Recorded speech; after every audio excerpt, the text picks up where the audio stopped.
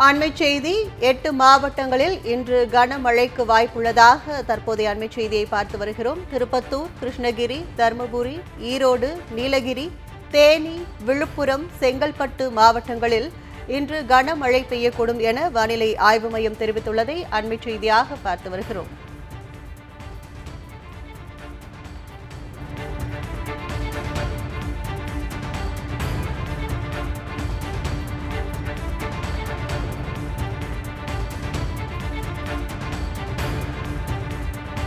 திருப்பத்தூர், கிருஷ்ணகிரி, தருமபுரி, ஈரோடு, நீலகிரி, தேனி, விழுப்புரம், செங்கல்பட்டு ஆகிய 8 மாவட்டங்களில் இன்று கனமழை பெய்யக்கூடும் என்ற அறிவிப்பு வெளியாகியுள்ளது. வட மாவட்டங்கள் மற்றும் தென் மாவட்டங்களில் ஓரிரு இடங்களில் இடி மின்னல் மற்றும் மணிக்கு 30 முதல் 40 கிலோமீட்டர் வேகத்தில் பலத்த காற்றுடன் மழை பெய்யக்கூடும் எனவும், புதுச்சேரி, காரைக்கால் பகுதிகளிலும் இன்று லேசானது முதல் மிதமான மழைக்கு வாய்ப்புள்ளதாகவும் வானிலை ஆய்வு மையம் அறிவித்துள்ளது.